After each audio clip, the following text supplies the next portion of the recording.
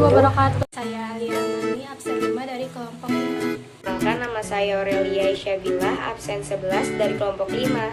Perkenalkan, nama saya Dinda Zarasani, absen 17 dari kelompok 5. Nama saya Fabianus Naredi, absen 18 dari kelompok 5. Nama saya Nur Sabina Puspaningrum, absen 29 dari kelompok 5. Nama saya Sidam Kusuma dari kelas 11 IPA 3 kelompok 5.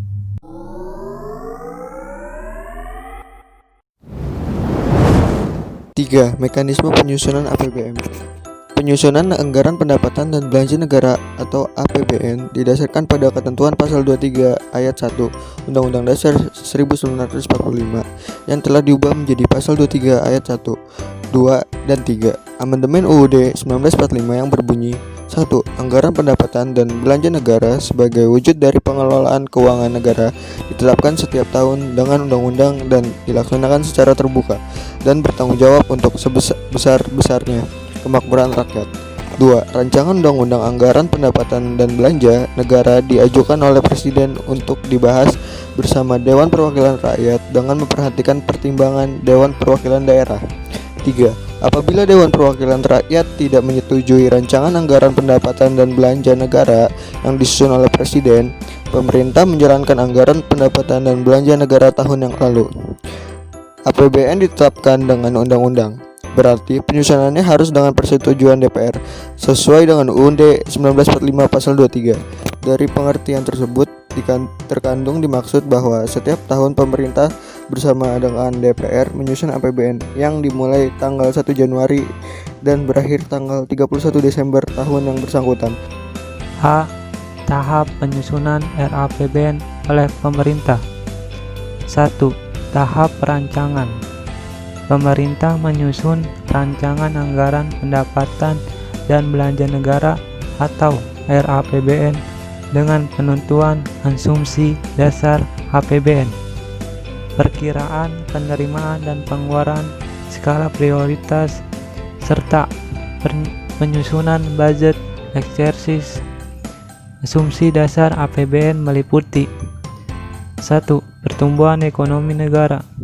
2. Inflasi. 3. Nilai tukar rupiah. 4. Suku bunga sertifikat Bank Indonesia atau SBI 3 bulan terakhir.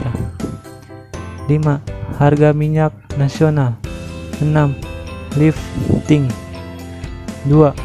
Tahap rapat antar komisi dengan mitra kerjanya untuk membahas rancangan tersebut atau departemen atau lembaga teknis. 3.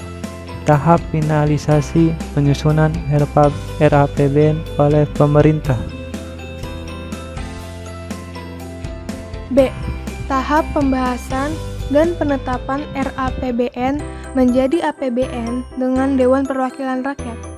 Yang pertama, dimulai dengan pidato Presiden sebagai pengantar RUU APBN dan nota keuangan.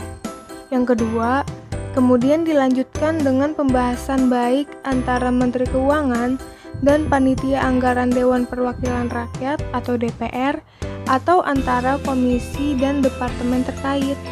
Yang ketiga, hasil dari pembahasan berupa Undang-Undang APBN memuat satuan anggaran sebagai bagian tidak terpisahkan dari undang-undang tersebut. Satuan anggaran adalah dokumen anggaran yang menetapkan alokasi dan per departemen atau lembaga, sektor, subsektor, program, dan proyek atau kegiatan. Yang keempat, untuk membiayai tugas umum pemerintah dan pembangunan, departemen atau lembaga mengajukan rencana kerja dan anggaran kementerian atau lembaga RKAKL kepada Departemen Keuangan dan Bappenas untuk kemudian dibahas menjadi daftar isian, pelaksanaan anggaran DIPA, dan diverifikasi sebelum proses pembayaran. Proses ini harus diselesaikan dari Oktober hingga Desember. Lalu yang terakhir, Menteri Keuangan dan Panitia Anggaran DPR atau antara komisi dan departemen terkait akan menetapkan penerimaan atau penolakan RAPBN tersebut. C. Tahap pelaksanaan APBN. Jika RAPBN diterima, maka akan disahkan menjadi APBN dan disampaikan kepada pemerintah untuk dilaksanakan. Tetapi jika RAPBN ditolak, maka pemerintah harus menggunakan APBN sebelumnya. Dalam pelaksanaan APBN, dibuat petunjuk berupa keputusan Presiden atau Kepres sebagai pedoman pelaksanaan APBN. Dalam melaksanakan pembayaran, kepala kantor atau pimpinan proyek di masing-masing kementerian dan lembaga mengajukan surat permintaan pembayaran kepada kantor wilayah pembendaharaan negara atau KPPN. D. Tahap pengawasan pelaksanaan APBN. Tahap pengawasan dilakukan oleh pengawas fungsional baik berasal dari eksternal, luar pemerintah maupun internal dalam pemerintah. Instansi yang berwenang antara lain Badan Pemeriksa Keuangan dan E. Tahap pertanggungjawaban pelaksanaan APBN. Sebelum berakhirnya tahun anggaran, biasanya di bulan November, pemerintah melalui Menteri Keuangan membuat laporan pertanggungjawaban atas pelaksanaan APBN dan melaporkannya dalam bentuk rancangan perhitungan anggaran negara atau RUU PAN yang selambat-lambatnya dilakukan 15 bulan setelah berakhirnya pelaksanaan APBN tahun anggaran terkait. Laporan ini harus disusun atas realisasi yang telah diaudit oleh Badan Pemeriksaan Keuangan atau BPK.